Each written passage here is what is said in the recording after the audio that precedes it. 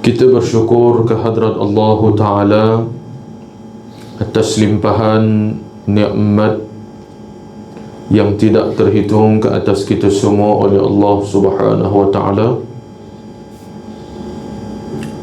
Maka Alhamdulillah malam ni dapat sama-sama kita berkumpul sekali lagi, meneruskan lagi daurah pembacaan kitab idaman penuntut pada menghuraikan ilmu fiqh di atas mazhab kita, mazhab al-Imam Syafi'i radhiyallahu anhu wa ardahu, yang mana kitab idaman penuntut ini ditulis dan dihasilkan oleh almarhum Ustaz Haji Abdul Ghani bin Haji Yahya rahimahullahu ta'ala, salah seorang ulama tanah Melayu kita.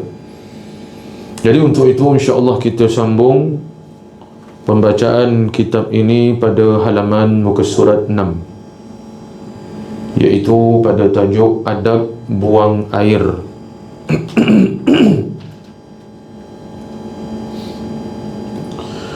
Bismillahirrahmanirrahim. Qala asy-syaikhul muallif rahimahullahu ta'ala wa nafa'na bihi wa bi'ulumihi fid darain amin ya rabbal alamin. Adab buang air. Kata muallif, barang siapa buang air, sama ada buang air besar atau kecil, istilah kita ni berak atau kencing, di tempat yang tiada tandas, tempat yang bukan tandas, seperti atas kata yang bukan tandas tu ialah tengah lapang. Maksud dia ialah seperti padang atau dalam semak samun. Padang atau dalam semak, ini contoh maksud tengah lapang, yakni tempat yang bukan disediakan untuk mengqada hajat, buang air kecil atau buang air besar. Kemudian dia nak kata hukumnya ialah haram. Kalau kita buang air besar atau air kecil bukan di tempat yang disediakan khusus untuk qada hajat, yakni tandas, seperti padang atau dalam semak, atau kiaskan lagi kepada selain tandas. Jadi dia kata haram, yakni menghadap kiblat. Kalau kita tahu, catatannya ialah kalau kita tahu itu arah kiblat, maka haram kita menghadap ke arah kiblat. Kalau tak tahu, maka kalau kita contoh buang air kecil di satu tempat tu yang bukan tandas, kemudian kita tak tahu arah kiblatnya mana, tapi tiba-tiba berbetulan masa buang kecil tu betul-betul menghadap ke arah kiblat, yang itu maaf pada syarak lah, sebab tak tahu yang ni dengan catatan menghadap kiblat, tahu itu kiblat.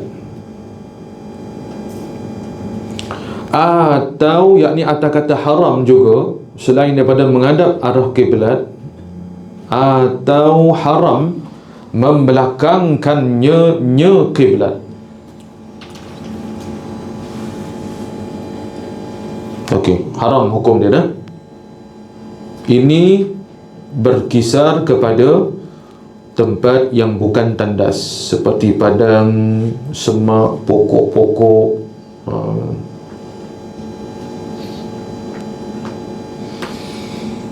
Kemudian atau ni atas kata haram menghadap kiblat di tempat yang ada dinding, tetapi jarak di antaranya orang yang qada hajat tu dengan dinding lebih daripada 3 hasta 3 hasta maknanya apa? Baik, 1 hasta bersamaan dengan, kalau sentimeter, 45 sentimeter. Kalau 1 hasta jadi begini, kalau ukuran tangan ni, hujung jari ni sampai dekat siku kita, baik 1 hasta. Tu. Jadi kalau 3 hasta, 1, 2, 3, ataupun 45 cm kali dengan 3, berapa tu?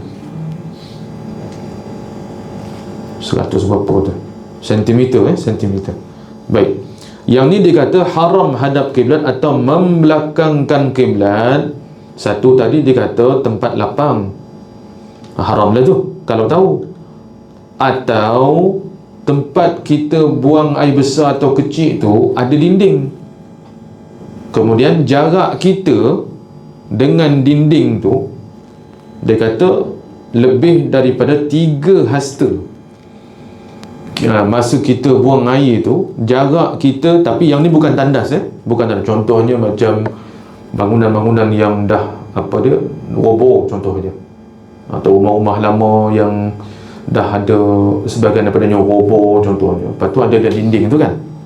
Jadi contohlah, jadi kita pun buang air di situ jarak dengan dinding, dia kata ada dinding tapi jarak kita dengan dinding tu 3 hasta. Jadi tak jauh mana sebenarnya. Jadi tak jauh mana lah kita, 3 hasta. Jadi nak katanya, jika ada dinding dan jarak dinding itu 3 hasta, atau dekat dengan dinding tu tetapi dinding itu rendah. Tadi jarak kita dengan dinding tu, ni tinggi rendah dinding tu, ukuran rendah atau tinggi. Rendah tidak sampai 2/3 hasta. 2/3 hasta maknanya 2/3 hasta artinya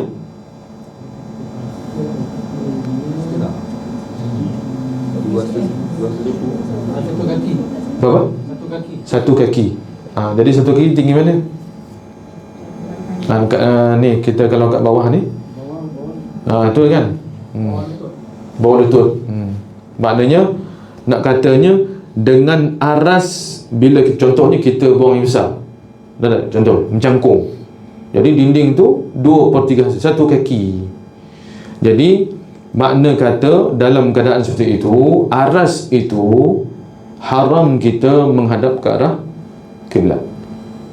Kalau tahu, catatannya kalau tahu arah kiblat. Kalau tak tahu tu dimaaf pada syarak dah.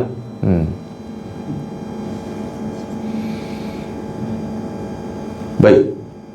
Adapun kalau ada dinding, tinggi dinding itu lebih daripada 2/3 hasta, maknanya lebih daripada satu kaki, dan kedudukannya dengan dinding tidak lebih daripada 3 hasta,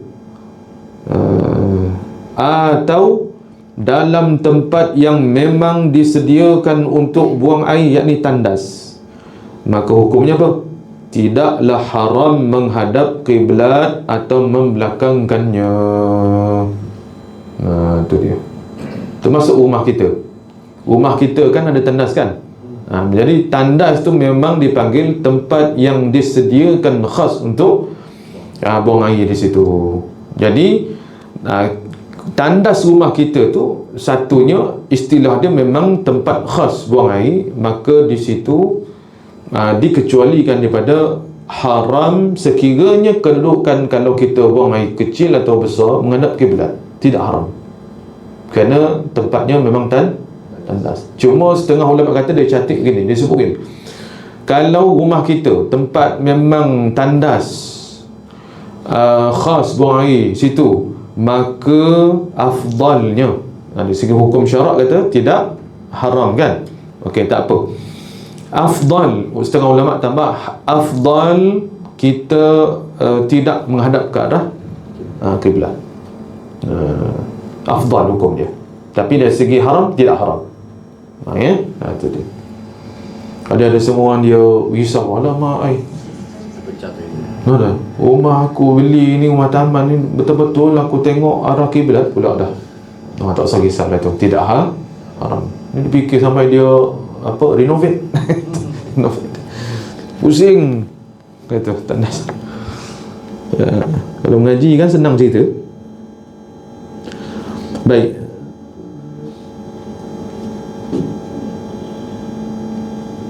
Kemudian teruskan lagi, sunat masuk tandas dengan kaki kiri. Sunat, sunat pada syarak kalau kita masuk tandas dengan kaki kiri sambil membaca dekat pintunya, baca sebelum masuk. Sebelum masuk tu kita baca Allahumma inni a'udzubika minal khubuthi wal khaba'ith. Ni doa masuk tandas yang diajarkan di dalam hadis Nabi SAW, rawahu al-Bukhari, hadis Imam Bukhari.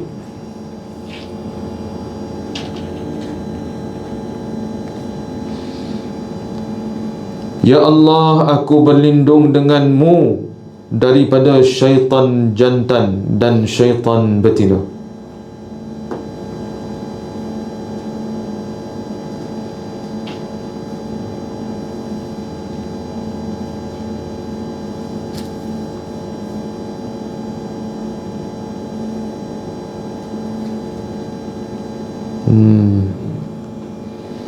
Kemudian,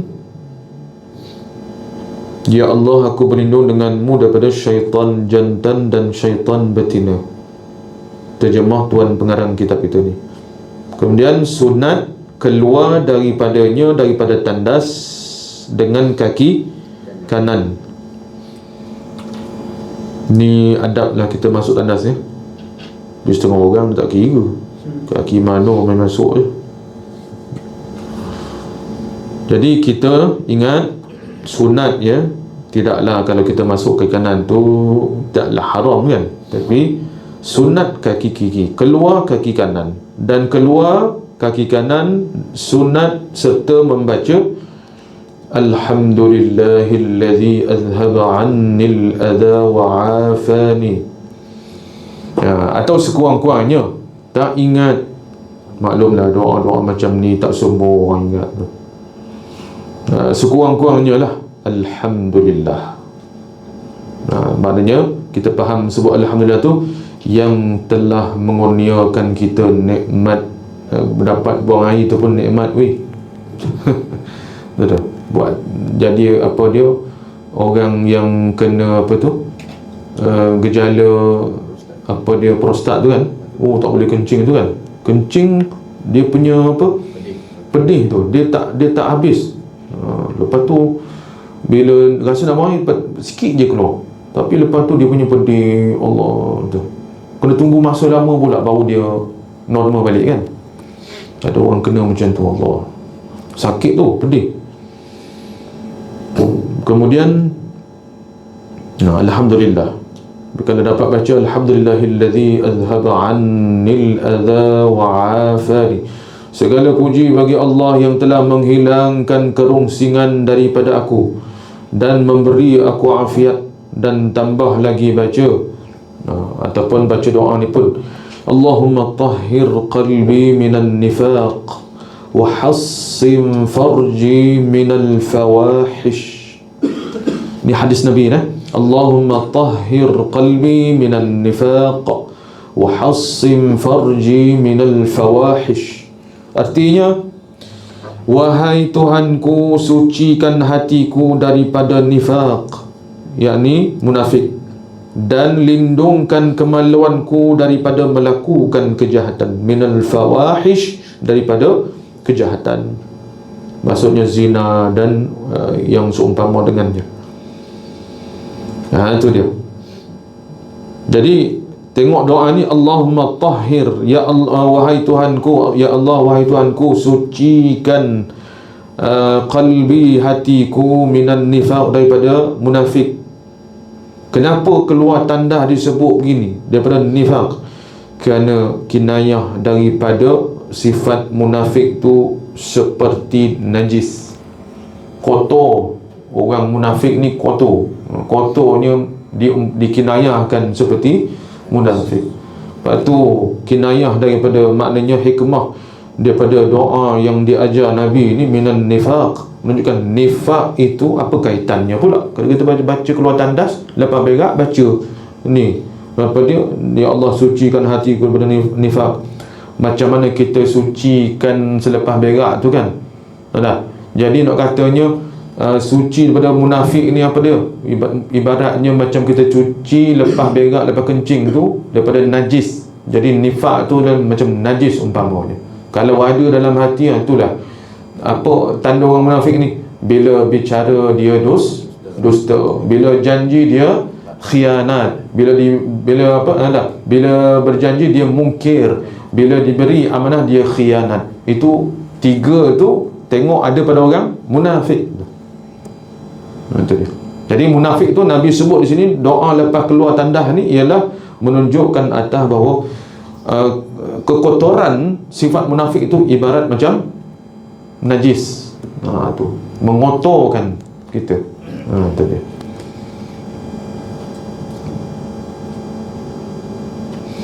Baik, kemudian jangan memandang kemaluannya masa berak kencing tu kalau boleh. Jangan memandang kemaluannya dan jangan memandang kepada najis yang keluar itu. Jangan. Dulu ada masa saya mengaji dulu, ada seorang tok guru tu, dia sebut, selalu dia sebut jangan, dia masa hafal Quran dululah, jangan masa dia tak sebut kencing, dia sebut masa berak tu, masa dia kata masa najis tu. Jangan suka tengok najis. Jangan suka tengok najis. Ni dia tengok color apa, tengok adalah bentuknya, tengok belaka. Ada seorang tabiat macam tu kan. Jadi jangan tengok. Pasal dulu saya masa belajar dulu, dia kata nanti susah nak ingat ilmu. Tak lekat ilmu, dapat hilang, hafal besok lupa. Jangan pandang dah. Ada hikmah dah, ada hikmah. Baik. Yang eloknya buang air kecil jangan berdiri. Bagi lelaki atau perempuan, jangan berdiri. Baik, Nabi SAW ada berbuat demikian. Maknanya pernah terjadi kepada Nabi besar kita Muhammad SAW. Nabi pernah kencing sambil berdiri. Baik, tetapi Nabi berbuat demikian, kata dia, untuk menunjukkan hukum. Apa dia? Harus sahaja, bukan suruh kencing berdiri. Sebab Nabi SAW bila buang air kecil, Nabi mencangkung. Tapi dalam riwayat menyebutkan pernah sekali dua je Nabi buang air kecil sambil berdiri. Jadi Nabi SAW berbuat demikian, kata ulama, bukan nak menunjukkan dituntut. Maknanya boleh saja. Maknanya boleh dalam kata dituntut macam cangkung juga. Tidak. Menunjukkan boleh, harus sahaja. Harus sahaja. Sebab perbuatan Nabi ni, kalau contohnya, kalau berlaku dalam sembahyang tu, pernah Nabi SAW lupa kan, patutnya duduk tahiyat awal, Nabi terlupa dan Nabi naik rakaat ketiga. Jadi Allah Ta'ala melupakan Nabi bukan kerana nak menunjukkan kelemahan Nabi. Jadi Nabi terlupa tu bukan kerana Nabi kelemahan Nabi, tetapi nak jadikan hukum.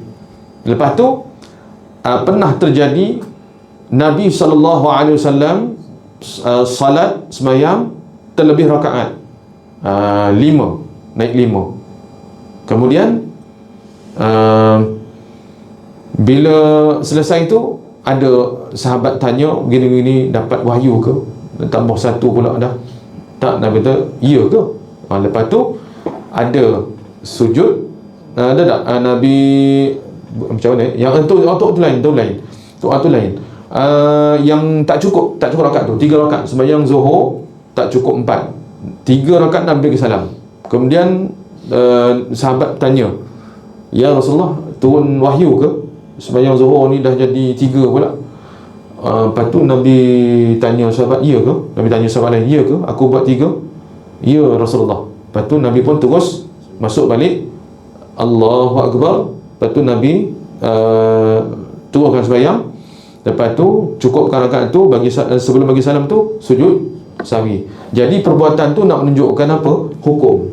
Maknanya kalau berlaku tak cukup rakaat kita bagi salam kan, kemudian kita sedar, tak cukup rakaat ni 3, ataupun ada orang tegur, jadi kita boleh masuk balik dalam sembahyang, tak perlu ulang balik daripada mula, teruskan je.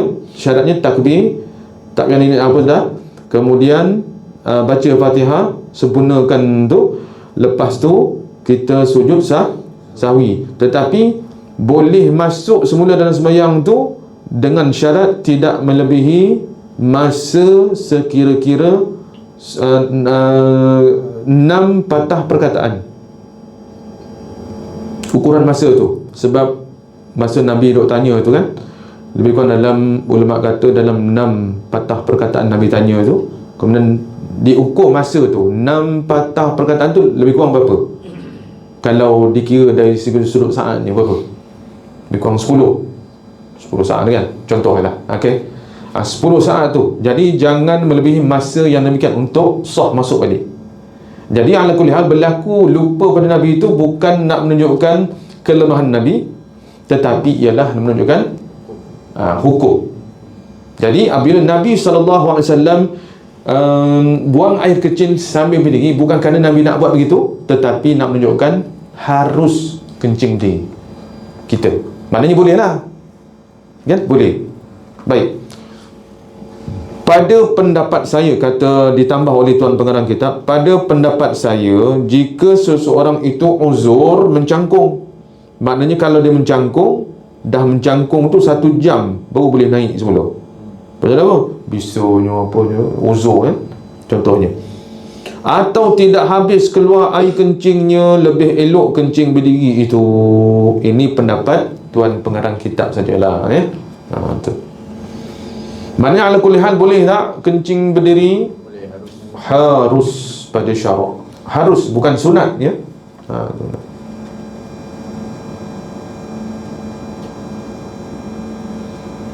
Kemudian jangan masuk tandas tiada berkasut, yakni tulis itulah slipper sungguh buat kasut pula kan. Macam tu. Berkasut maknanya berselipar, selipar tandas tu lah. Tu. Baik, jangan tiada berkasut yakni beralas kaki lah.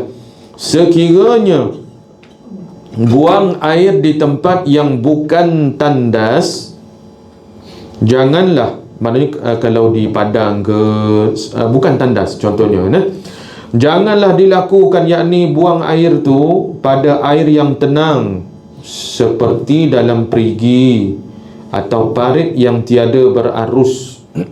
Jangan buang kat situ.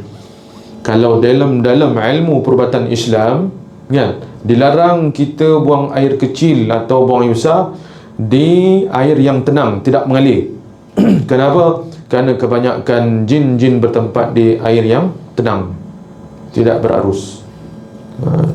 Jadi dikhawatiri tempat yang kita buang air kecil tu di tempatnya jin. Setengah-setengah kes tu ada berlaku bengkak, dia punya kemaluan dia bengkak kerana dijentik oleh jin.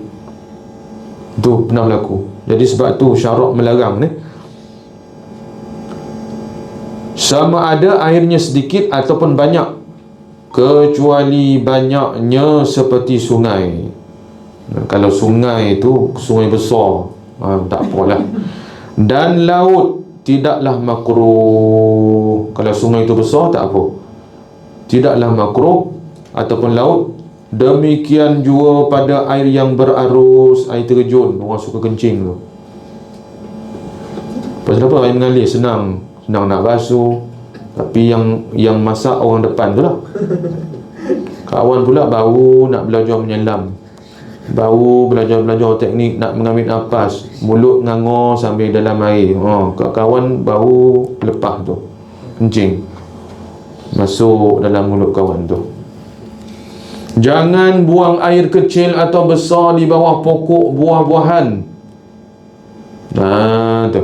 Jangan buang air kecil atau besar atau berak di bawah pokok buah-buahan, durian atau sebagainya, sekalipun ketika tiada berbuah sementara berbuah. Ataupun lebih-lebih lagi buah yang jenis gugur, macam durian, gugur. Lepas tu kawan tu pergi kencing pula. Jadi lepas tu orang pun ambil buah tu, dah bau hancing. Tu dia. Lepas tu kalau rambutan pula, contohnya ada rambutan jatuh tak, contohnya, ataupun rambutan yang jenis melayut-melayut ni, dia tak tinggi, cecah ke tanah, kawan duk kencing situ. Lepas tu ada orang ambil, nak buka jenis main gigit.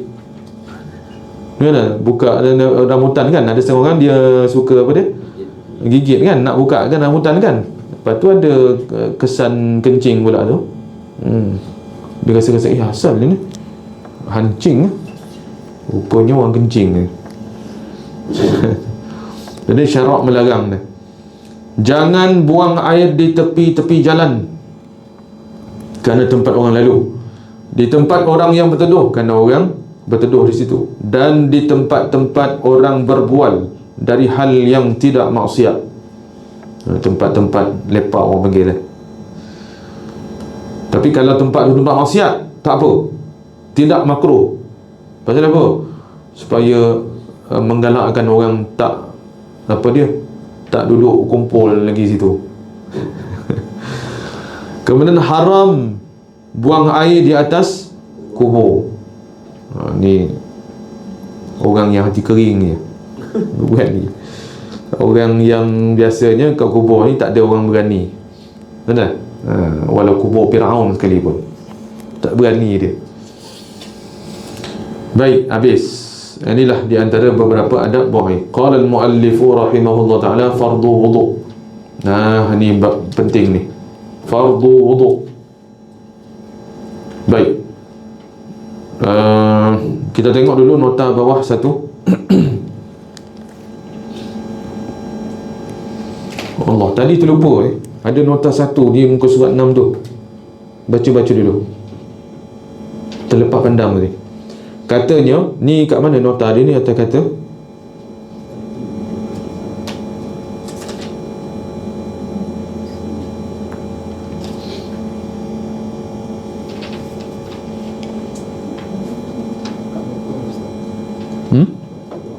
doa tu, Allahumma inni a'udzubika minal khubuthi wal khaba'ith.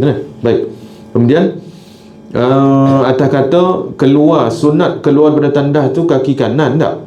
Kemudian nota bawah tersebut, begitulah hendaknya tiap-tiap kali hendak masuk ke tempat-tempat yang dipandang kotor. Sebab tu pasar pasar kita beli ikan tu kan kotor kan. Okey, walaupun tidak najis tapi kotor. Jadi sunat kita masuk pasar kaki kiri,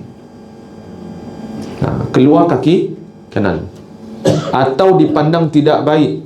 Adapun pada tempat yang dipandang hormat seperti masjid, rumah kita, tempat mesyuarat dan sebagainya, tempat-tempat yang dikiranya bersih apa semua, sunat masuk dengan kaki kanan, keluar kaki kiri.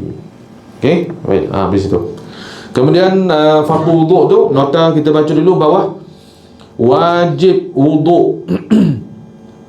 Dia kata wajib wuduk serentak dengan wajib sembahyang yang 5 waktu, sebagaimana telah diriwayatkan oleh Imam Ibnu Majah. Wuduk itu pecahan daripada perkataan wada'ah, maknanya cantik. dan bersih serta bercahaya. Di sisi syak itu dari segi lughah, bahasa, cantik, bersih, bercahaya, wada'ah. Di sisi syarak, yakni pada istilah syarak, makna wuduk nama bagi perbuatan menggunakan air pada anggota yang tertentu. Itu dari segi istilah syarak. Maknanya ta'rif wuduk apa dia pada syarak, iaitu nama bagi perbuatan menggunakan air pada anggota yang tertentu. Itu ta'rifan ataupun definisi pada istilah syarak. Kalau dari segi bahasa, cantik, bersih, bercahaya. Okey, itu makna ta'rifan. Jadi yang dikehendaki ialah ta'rifan syarak tu. Tu yang kita nak tahu tu. Baik, dalam bahasa Malaysia disebut air semayang. Air semayang. Baik, kemudian kita teruskan pada poin 10, fardu wuduk atau rukun wuduk. Ni dengar molek ni. Fardu wuduk ataupun istilah lainnya rukun wuduk. Air semayang 6 perkara. Dia panggil rukun air semayang. Rukun angkat air semayang, rukun wuduk 6 perkara. Ni dia panggil antaranya ilmu fardhu ain yang wajib diketahui oleh setiap mukallaf. Tak tahu dosa. Okey. Baik, apa hukum? Bila sebut fardhu ain ni kan, kita sebut ni. Apa hukum kalau seorang tu sembahyang, dia ambil air sembahyang, tapi bila tanya rukun wuduk ada berapa, tak tahu. Sebab tak belajar, taksir istilahnya, cuai belajar. Apa hukum dia? Sah tidak wuduk dia? Kata ulama, tidak sah amal. Sebab ni ibadat kan. Ibadat ni ibadat apa? Wajib. Wajib kerana syarat sah sembahyang ada wuduk, bersuci. Maka sebab tu wuduk yang kita angkat kerana sembahyang wajib. Maka wajib dah tahu dia punya fardu, rukun tu. Jadi kalau tak tahu, sekali pun kena, setengah ulama kata tidak sah tu. Wa kullu man bi tadi kuliah maghrib tadi saya baca kalam tu. Kalam Imam Ibn Ruslan. Wa kullu man bi ghairi ilmin ya'malu a'maluhu mardudatun la tuqbalu. Tiap-tiap dan setiap orang yang beramal ibadat tidak didasar dengan ilmu, maksudnya jahil, tak tahu. Tanya rukun wuduk apa? Tak tahu. Tak tahu. Tapi tahu tak angkat wuduk? Tahu. Dan dia buat tu betul. Tapi bila minta hurai, sebut rukun wuduk, tak tahu. Tapi angkat wuduk tu dia tahu. Kan? Jadi setengah ulama kata tidak sah. Antara dalil ni sebut Imam Ibn Ruslan sebut gitu. Setiap orang yang beramal ibadat tidak dengan ilmu, kan wuduk tu kan ibadat, jadi wajib bila nak sembahyang. Maka apa jadi? A'maluhu mardudatun. Amal dia tertolak, tidak sah. Nampak? Tidak sah. Sembahyang betul tu, mula dengan takbir, tapi tanya rukun sembahyang apa? Tak ingat rukun sembahyang. Tanya rukun qauli dia apa? Rukun bangsa hati, qalbi apa dia? Tak tahu. Qasad ta'aruf ta'yin apa dia? Tak tahu. Tapi sembahyang betul tak sembahyang tu? Tanya dia, sah tak sembahyang ni yang kau buat ni? Tak boleh, dia sendiri tak boleh nak sahkan betul ke tidak. Maka tak sah sembahyang dia. Sebab itulah wajiblah belajar tu. Baik. Fardu wuduk atau rukun wuduk 6 perkara. 6 saja atas mazhab kita, mazhab Syafi'i. 6 rukun. Pertama, niat. Niat angkat air sembahyang. Baik. Niat yakni tatkala membasuh awal atau satu bahagian daripada muka, yakni disertakan niat. Makna niat tu apa dia? Ingat dalam hati mengerjakan wuduk. Nampak? Jadi maksudnya niat ni nak sah dia macam mana?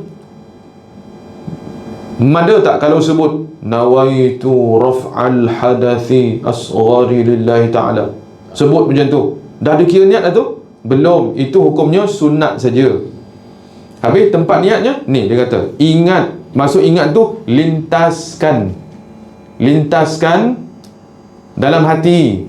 Niat tu dilintaskan dalam hati mengerjakan wuduk. Ketika mana? Ketika mula membasuh sebahagian daripada muka, dengan tidak disyaratkan kekal niat itu hingga selesai. Sebab itulah kat mana tempat niat, iaitu ulama sebut kaedahnya qasdu bisyai'in muqtarinan bifi'lihi, iaitu qasad mengerjakan sesuatu ibadat itu muqtarinan serentak bifi'lihi dengan awal perbuatannya. Jadi awal perbuatan mengangkat wuduk ni bermula dengan apa? Perbuatan tu bermula dengan apa? Niat ni bukan perbuatan. Niat ni melintaskan dalam hati. Kat mana anggota yang mula-mula basuh apa dia? Muka. Sebab muka wajib kan? Kita basuh tangan sunat. Lepas tu kumur-kumur sunat. Masuk air dalam hidung sunat. Maka basuh muka tu yang wajib. Maka qasdu bila tempat niat tu, nak niat yang sah tu kat mana? Qasdu bi syai'in muqtarinan bi fi'lihi, iaitu qasad, yakni niat mengerjakan serentak dengan awal perbuatan.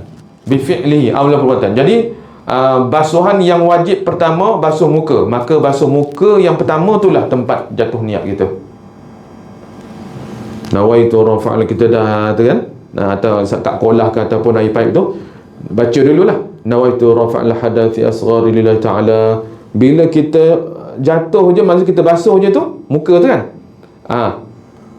niat dululah kat dalam hati, aku berwuduk kerana Allah, aku berwuduk, cukup dah. Kerana Allah tu sunatnya. Perkataan aku berwuduk tu ataupun aku angkat wuduk, itu yang wajib. Ingat ni, tiap-tiap kali basuh muka kan, situ tempat niat je. Jadi bila kita basuh saja, dalam hati lintaskan apa? Aku berwuduk, ataupun aku angkat air sembahyang. Yang perkataan tu aku berwuduk, perkataan tu lintas dalam hati dah. Perkataan tu aku berwuduk lintaskan dalam hati, baru sah niat dia. Kalau tak ada macam tu, tapi dia sebutlah nawaitu wudu lillahi ta'ala, disebut. Tapi bila basuh muka tu tak ada lintas dalam hati, tidak sah atas mazhab kita. Boleh faham ya? Tentang niat ni tuan-tuan, sama je. Niat sembahyang baik, niat puasa ni baik.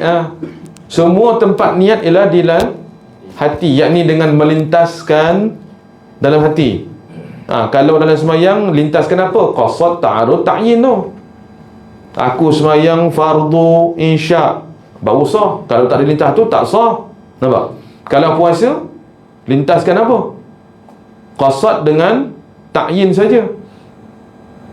Aku berpuasa Ramadan, dah cukup. Kalau tak ada tu, tapi mulut sebut saja niat puasa lepas sembahyang tarawih tu, niat puasa Bismillah, baca ramai-ramai. Bismillahirrahmanirrahim. Nawaitu sawma ghadin an adai fardi syahri ramadana hadhihi sanati lillahi ta'ala. Selawatlah kita pun. Dah? Dah cukup dah? Belum, itu sunat. Lafaz sunat. Habis tempat niat di dalam mana? Di dalam hati, iaitu maksudnya melintaskan dalam hati. Mulut kita sebut nawaitu sawma ghadin, dalam hati aku berpuasa esok Ramadan. Dah cukup, sah niat dia. Kalau tidak, jadi apa dia? Tak sah. Masuk dalam arti hadis Nabi, kam min sa'imin laysa lahu min siyamih illa al-ju'i wal 'atash. Berapa ramai orang yang berpuasa namun dia tidak dapat apa-apa daripada puasa dia, kecuali lapar dahaga. Jadi ulama kata antara maksud Nabi tu apa dia? Antaranya adalah orang yang jahil tentang hukum hakam berpuasa. Maka hukum hakam puasa ni di antaranya wajib mengetahui akan hukum fiqh dia. Niat, lalu rukun puasa kena tahu. Macam mana niat, tempat niat di mana, semua kena tahu. Jadi kalau tak tahu, dia memada dengan nawaitu dia tu je, tak sah dah jawabnya sepanjang-panjang Ramadan. Tu dia. Termasuk niat wuduk. Jadi qasdu syai'in muqtarinan bi fi'lihi. Qasad yakni niat mengerjakan mengangkat wuduk tu muqtarinan serentak. Masa bila? Masa anggota yang pertama wajib dibasuh, iaitu muka. Masa itulah jatuh je kena air kat muka, masa tu lintas dalam hati perkataan apa tadi tu? Aku berwuduk sekurang-kurangnya, sah. Ataupun aku angkat air sembahyang, panjang sikit lah. Paling mudahnya aku berwuduk, dah cukup. Ingat kan? Ni wajib hukum dia, baru dipanggil niat. Kalau semata-mata lafaz nawaitu raf'al hadathi, itu hanya sunat, itu bukan wajib. Nama pun sunat. Okey, faham tak? Okey. Ketika mula membasuh sebahagian daripada muka dengan tidak disyaratkan, tak syarat kekal niat itu hingga selesai basuh semua muka. Maksudnya bila kali pertama basuhan yang wajib tu saja kita dah lintaskan aku wuduk, dah cukup. Tidak disyarat kekal niat tu sampai selesai basuh muka ataupun sampai selesai basuh kaki. Tak disyaratkan. Ada lintas tu pada basuhan wajib yang pertama tu, cukup dah. Faham tu? Jadi kalau tak ada lintasan tu tidak sah. Lintas ada, lintas benda lain. Lintas nak pergi kedai lah, lintas siapa tadi call, bunyi WhatsApp tadi tu. Dan pula tu sempat pula lintas masa angkat wuduk tu. Lepas satu-satu, lepas satu-satu. Hak niat nak angkat wuduk tak ada. Tidak sah tu. Lepas kalau dah ada tu tak apa dah. Lepas-lepas tu nak ada terselit-selit ke apa tu, lintah apa-apa dah, tak apa dah. Pasal dah ada dah tu. Tidak disyaratkan. Cuma sunat mengekali niat angkat wuduk sampai basuh kaki. Sunat saja. Tidak disyaratkan. Dah ada yang masa buka tu cukup dah. Kemudian tetapi jangan dipotong atau diputuskan dengan niat perkara lain sehingga selesai basuh kedua kaki. Contohnya masa dia basuh tangan, dia lintaskan apa dia? Bukan angkat wuduk ni. Maksudnya dia lintaskan basuh tangan tu, dia pergi lintahkan niat apa? Niat dia nak bersihkan tangan. Tak sah. Wajib ulangi semula. Pasal apa? Tu bukan niat ibadah lah tu. Nampak? Tu dia. Walaupun tidak diwajibkan mengekali niat pasal tu angkat wuduk, tapi memada dah dengan tadi tu, jangan dipotong dengan niat lain kecuali berwuduk. Ni basuh kepala, basuh sebab ada debu, basuh, hilangkan debu. Memada tak? Tak ada. Jangan, itu dah kira niat lah lain. Faham tu Jangan diselangi dengan niat yang bukan niat ibadat, wuduk. Okey, boleh faham tu?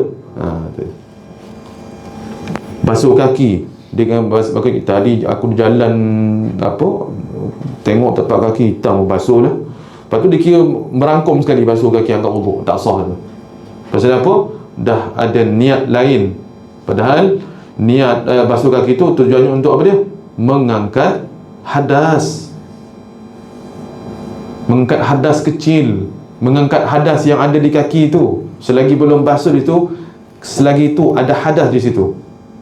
Lagi bila kita basuh itu, angkat wuduk maknanya mengangkat hadas. Sebab tu nawaitu raf'al hadathil asghari. Dah kecil kan? Maknanya hadas-hadas yang ada pada anggota tertentu tu, kita nak angkatkan hadas tu. Sebab hadas tu lah selagi kita tak basuh, tak angkat dia kan? Sebab itulah kita guna istilah nawaitu raf'al. Aku berniat mengangkat hadas. Dan mengangkat maksudnya dengan cara membasuh. Jadi selagi kita tak basuh itu, maksudnya hadas tu mesti ada di situ. Sebab itu kalau hadas tu ada, menghalangi sahnya sembahyang. Maknanya kalau ada hadas, sah tak sembahyang? Tak sah sembahyang. Itu hadas kecil. Kalau ada besar, seluruh tu tubuh. Tu dia. Untuk angkat tu. Betul, orang yang mandi wajib, kalau ada bahagian yang tak kena air, bermakna bahagian yang tak kena air itu, yang wajib kena air itu tak kena air, bermakna dia kira apa dia? Masih dalam keadaan hadas besar. Maka haramlah dia, bagi dia atas beberapa perkara yang haram. Nampak? Betul dia. Baik. Dari itu tidak memadai jika dilakukan niat lebih dahulu daripada muka. Maksudnya lebih dahulu tu sebelum daripada basuh muka. Umpama berniat ketika membasuh tapak tangan, atau ketika berkumur, atau ketika menyedut air ke hidung, kemudian terputus niat itu. Kenapa dia kata tidak memadai? Tidak memadai. Dari itu tidak memadai, tulis kat situ, maksud tidak memadai itu ialah tidak sah pada syarak. Maksud tidak memadai itu ialah tidak sah pada syarak. Maksudnya wuduk dia tak sah lah. Jika dilakukan niat, jika dilintaskan niat, yang kata wajib tadi tu, tempat di hati tu kan, aku berwuduk tu, dia lintas dulu masa bila? Sebelum basuh muka. Iaitu seperti apa dia? Umpama berniat ketika membasuh tapak tangan. Baik, tapak tangan tu wajib ke sunat? Sunat kan? Jadi oleh kerana sunat, maka bukan di situ tempat dia. Tempat niat kat mana? Tu kaedah yang saya sebut tadi tu. Qasdu syai'in muqtarinan bi fi'lihi. Qasdu syai'in, niat pada mengerjakan suatu ibadat, muqtarinan, serentak, bi fi'lihi, pada perbuatan yang wajib, yang mula-mula. Mula-mula anggota wajib yang mana kena basuh? Muka dulu kan. Situ tempat dia. Jadi maknanya, sebab tu dia kata dari itu tidak memadai kalau dia niat lebih dahulu masa basuh tangan. Tapi taklah salah. Tapi kalau dia kira di situ tempat niat dia, nanti basuh muka tak ada dah, sah dah? Tak. Sebab apa? Qasdu syai'in muqtarinan bi fi'lihi. Itu kaedah ulama. Faham dia? Jadi tempat, contoh tengok, tempat jatuh niat, tempat kita melintaskan niat sembahyang masa bila? Takbir. Sebab apa takbir? Kerana permulaan sembahyang ni dengan takbiratul ihram. Jadi qasdu syai'in muqtarinan bi fi'li. Kaedah tu pakai juga kat situ. Lepas tu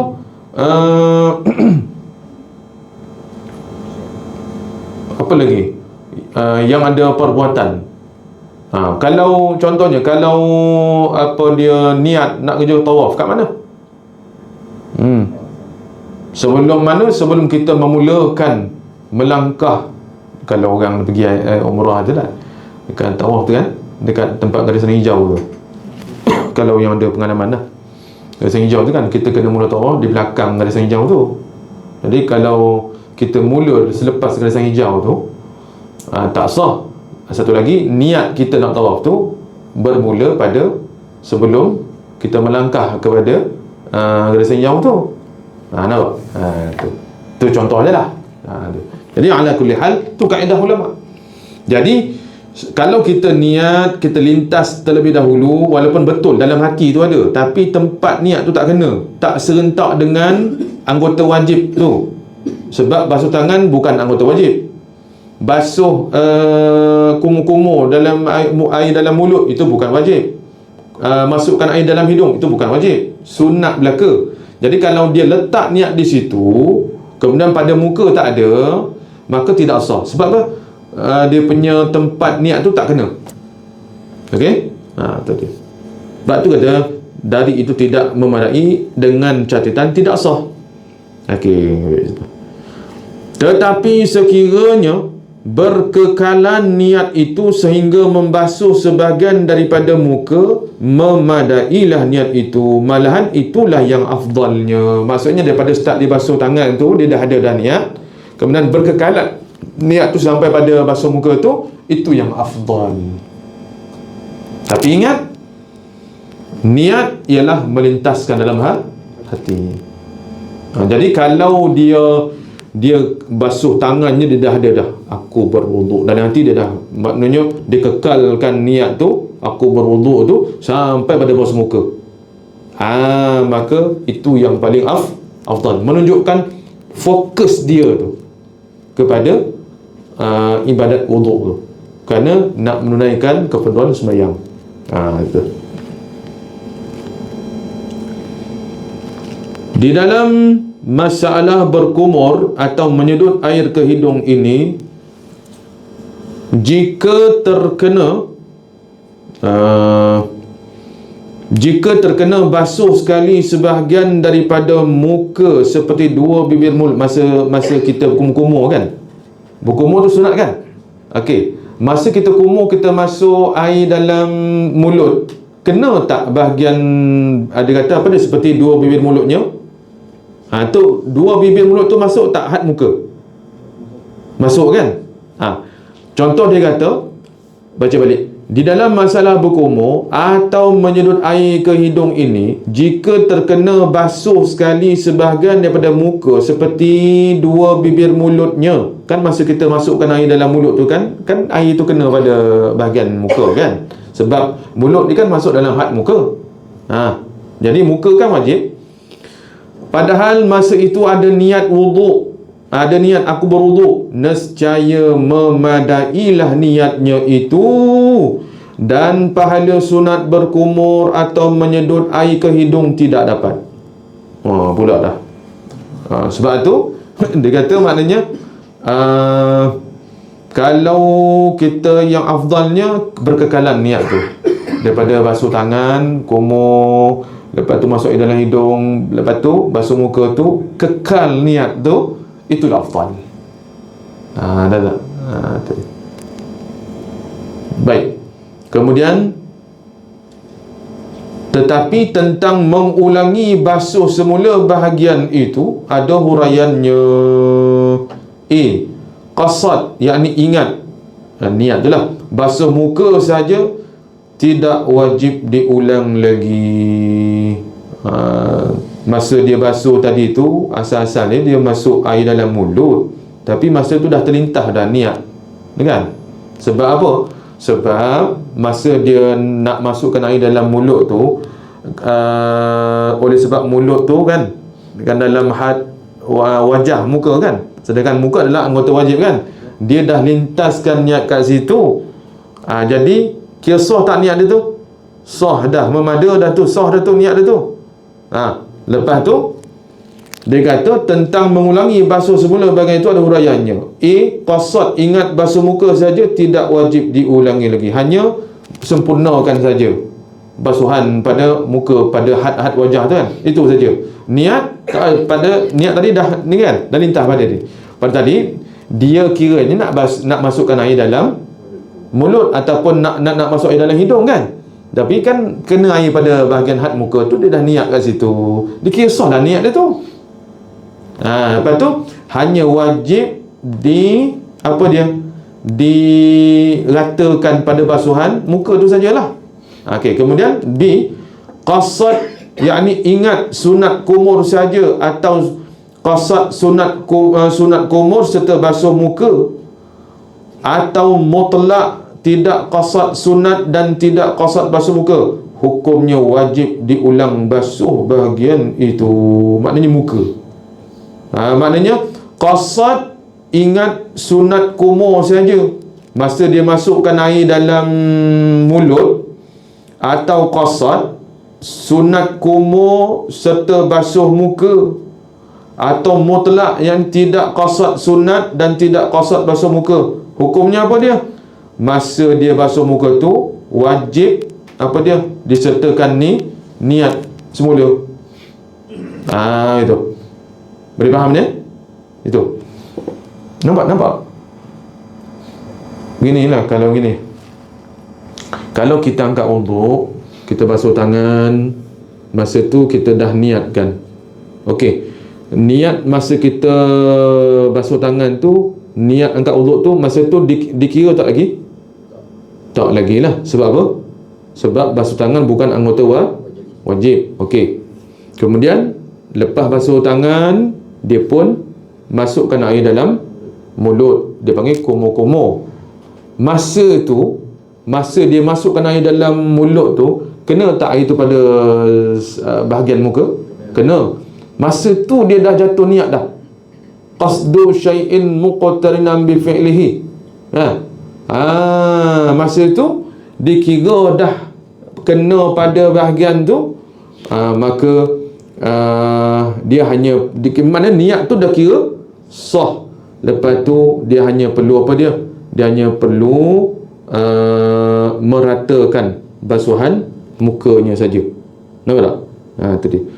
Kemudian kalau dia sunat dia qasad, ingat sunat kumur saja, atau qasad sunat kumur serta basuh muka, atau mutlak tidak qasad sunat dan tidak qasad basuh muka, hukumnya wajib diulang basuh bahagian itu, bahagian muka, dengan niat yang sah tadi itulah. Itu. Jadi maksudnya kena buat macam biasa lah. Maksudnya masa basuhan pertama tu, situ niat situ, dengan basuhan yang meratai itu je lah. Baik, kemudian lafaz niat wuduk dalam bahasa Arab, nawaitul wudu'a, artinya sahaja aku mengambil air sembahyang, atau nawaitu fardal wudu',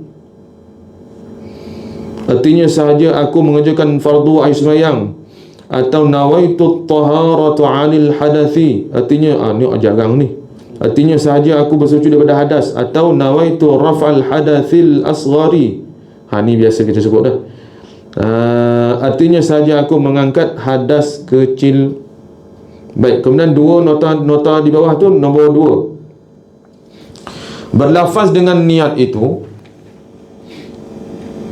tidak wajib. Nampak? Kan sebut tadi dah. Berlafaz dengan niat itu tidak wajib, sama ada pada wuduk atau mengangkat hadas besar. Nak mandi wajib tu, atau pada semayang, atau sebagaimana malahan melafaz itu adalah untuk menolong niat dalam hati sahaja. Yang wajibnya apa? Ialah niat itu sendiri. Maksudnya niat di mana? Dalam hati, melintaskan dalam hati. Itu wajib dia. Sebab niat, tempat niat kat mana? Dalam hati. Kalau dia kata wajib berlafaz, baru kata lafaz tu jadi syarat kan? Ni tidak. Maknanya hukum kita sebut nawaitu sawma wadin, puasa contoh. Nawaitu raf'al hadathi, nawaitu raf'al hadasil akbari, aku mengangkat hadas besar, mandi wajib. Tapi tidak melintaskan dalam hati, tak dinamakan niat. Sebab niat itulah melintaskan, mengerjakan ibadat tu dalam hati. Okay, faham ya? Ini pun orang memang tak faham ni tu kan. Ramai yang dia tanya niat sebenarnya macam mana? Usalli fardhan subhi. Itu saja. Dalam hati ada tak lintah apa-apa? Tak ada. Itulah niatnya. Itu lafaz sunat. Sama juga nawaitul wudu sunat, tempat niat dalam hati. Ni nota nombor 2 ni. Dia kata berlafaz dengan niat tu. Maknanya berlafaz ni sebut nawaitu. Itu bukan wajib tu. Sunat. Okey. Faham kan tu dia? Baik, kemudian kedua, yakni fardu wudu yang kedua, membasuh muka keseluruhannya. Yakni keseluruhan ni maksudnya dari atas dimulai, had atas ke bawah, dari mana? Dari kaki rambut hingga ke bawah dagu. Bawah dagu mana? Hujung dagu. Maksudnya bawah dagu tu bukan sampai kat leher tu. Betul tak? Jangan faham dia kata bawah dagu, maknanya sini leher dah. Faham gitu? Kan? Hujung dagu. Okey? Ni tempat tumbuh rambut sampai dipanggil had atas bawah Jadi muka atas dekat had tumbuh rambut tu, situ wajib basuh. Lepas tu itu dah kepala dah. Jadi had muka situ. Jadi had bawah mana? Hujung dah dagu. Kemudian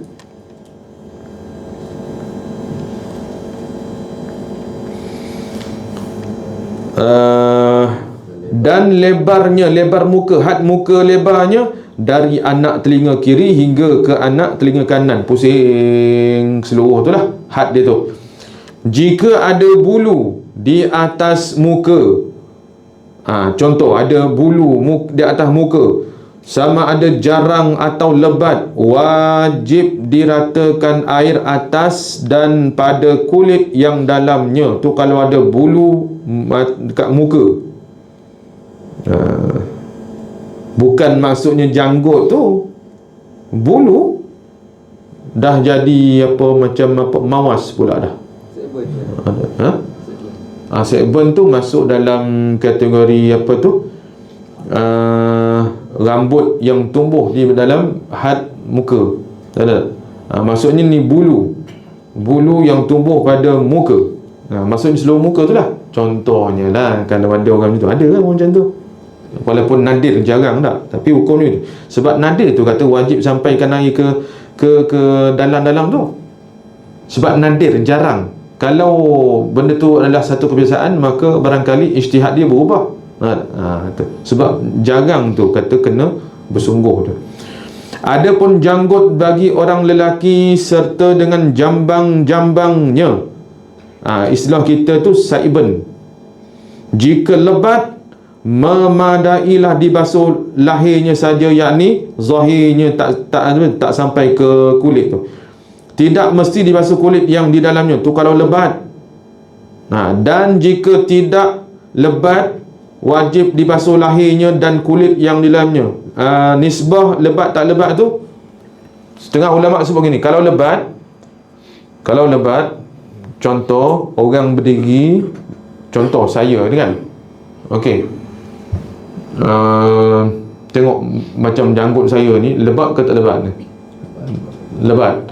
Dia macam ni, kalau ada orang berdiri 3 hasta daripada saya dia, 3 hasta dia, 3 hasta, kemudian dia tengok janggut saya ni, nampak atau tidak warna kulit dagu tu, nampak atau tidak? Kalau dalam jarak itu tak nampak, kira lebat. Tapi kalau dalam jarak itu janggut tu nampak lagi bentuk dagu dan warna kulit dagu, itu dikira apa dia? Tidak lebat. Itu nisbah, lebat tak lebat tu. Kalau janganlah tanya, kalau 10 helai je, alah, kau ada 10 helai, kau tonyong je lah, ada tak? Confirm nampak tu. Tak tanya lah tu. Jadi nisbah lebat tak lebat begitu. Dalam jarak tu tengok, kalau nampak warna kulit yakni pada dagu tu, nampak dagu tu lah, maka kira tak lebat. Kalau tak nampak maknanya nampak janggut je lah, maka tu kira lebat.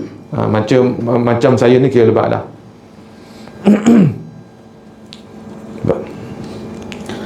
Termasuk jambang tu dah. Okey, baik. Tapi bagi orang perempuan tak dipanggil jambang, kat tepi tu kan dia panggil saiban. Orang kita panggil saiban rambut saiban. Jadi orang perempuan, kalau rambut yang tumbuh di dalam had muka tu dia panggil saiban tu, tu wajib basuh tak tu? Wajib basuh tu. Jangan pergi selak kan, letak dekat tepi telinga tu, dia selit rambut halus tu kan, dekat celah telinga dia selit. Jadi basuh muka. Tu tak sah wuduk dia. Tak sah. Jadi maksudnya dia kena lalukan air dekat pada rambut saiban itu. Orang perempuan orang perempuan. Baik. Banyak tu yang jenis masa nak angkat wuduk tu, dia selakkan saiban itu belakang telinga. Baik, yang dikatakan janggut tebal itu ialah janggut yang tidak nampak kulitnya dipandang dari hadapan. Saya sebut tadi dah. Cuma jarak tu apa? 3 hasta. Dan yang jarang itu yang nampak kulitnya dipandang dari hadapan dalam jarak 3 hasta, ulama sebut tu tambahan sikit lah. Tu nak tahu tebal atau tak. Bersalahan dengan janggut orang perempuan. Kalau orang perempuan ada janggut atau khunsa. Khunsa ni maknanya, khunsa ni maksudnya 2 kemaluan. Khunsa tu maksudnya 2 kemaluan. Perempuan pun ada, lelaki pun ada, 2 kemaluan. Tentang fungsinya salah satu je. Nak tentukan dia tu ke lelaki atau perempuan, tengok kepada mana dia berfungsi. Sebab walaupun ada 2 kemaluan, dia hanya berfungsi pada satu saja. Ulama fiqh sebut itu. Jadi kalau dia berfungsi pada lelaki, maka dia dihukum sebagai lelaki. Artinya dia punya kemaluan perempuan tu tidak berfungsi sama sekali. Ada saja. Ada saja, tidak berfungsi. Mana kalau dia kencing pun kencing kot lelaki juga situ. Jadi kalau dia berfungsi pada kemaluan wanita, maka dia dikira hukum wanita. Sebab dia punya, kalau ada dia punya alat kemaluan lelaki itu hanya ada sahaja, tapi berfungsinya pada perempuan. Itu hukum perempuan. Biasanya kalau orang lelaki yang khunsa, dia akan berfungsi pada lelaki lah. Kalau orang perempuan, muka perempuan, bentuk badan perempuan, ada 2 alat kemaluan yang berfungsi, dah tentu perempuan. Yang tak betul ni pondan. Tu dia yang mengubah tu. Tu dipanggil apa tu, kalau khunsa 2 kemaluan. Kalau yang pondan tu namanya mukhannas, pondan. Dan pondan ni ada 2 juga. Satu pondan jadi-jadian, satu lagi mukhannas yang maksudnya ada sifat-sifat keperempuanan sejak daripada lahir. Lepas tu dia membesar, bukan dia nak tu. Sifat-sifat kelembutan suara dia, jalan lenggang-lengguk macam perempuan, itu dipanggil sifat yang Tuhan buat daripada sejak lahir dia. Yang itu tidak dilaknat. Yang dilaknat ni ialah apa dia? Masa dia tingkatan 3 start campur, lepas tu sampailah ketua, dia jadi pondan. Pondan tu yang dilaknat dalam hadis Nabi tu. Faham tak? Sebab itulah kalau orang yang laki ada sifat-sifat kelembutan yang bukan dibuat-buat, memang dia lahir begitu dah, Tuhan buat begitu dah, maka tak boleh kita sindir-sindir dia, ejek-ejek dia dengan buat apa dia, ialah nyakat-nyakat dia lah. Haram hukum dia, sehingga mendatangkan dia rasa macam apa dia, rendah diri, rasa macam jadi stres gitu. Tak boleh, haram hukum dia. Orang macam tu kan kita suka jangan nyakat dia. Ada. Jadi bersalahan dengan janggut orang perempuan atau khunsa, maka wajib khunsa yang apa dia, yang keperempuan ni lah, maka wajib dibasuh lahirnya dan kulit yang di dalamnya sekalipun lebat. Kerana apa? Nadir, jarang berlaku orang perempuan berjanggut. Walaupun ada, tapi jarang. Dari itu tidak sama hukumnya. Jadi tak samalah hukum perempuan yang apa dia tak ada janggut, ataupun laki bukan dia, tak sama hukumnya dengan laki yang janggut tebal tu. Sebab laki yang janggut tebal tu tak wajib sampai kulit kan. Tapi kalau perempuan janggut dia macam Imam Mekah punya, budak dah tebal. Wajib sampai air ke dalam tu. Pasal apa? Jarang berlaku. Jadi hukum tak sama. Dan dengan sebab itu orang perempuan dan khunsa sunat membuangnya dengan dicukur atau sebagainya. Perempuan sunat lah kalau tumbuh janggut tebal pula tu, cukur. Orang lelaki tengok takut lah. Betul tak? Tu dia. Jadi dari segi hukum tak sama macam orang lelaki yang janggutnya lebat. Baik, sampai sini lah. InsyaAllah kita dah lewat dah lah. InsyaAllah kita tawakuf setakat ni.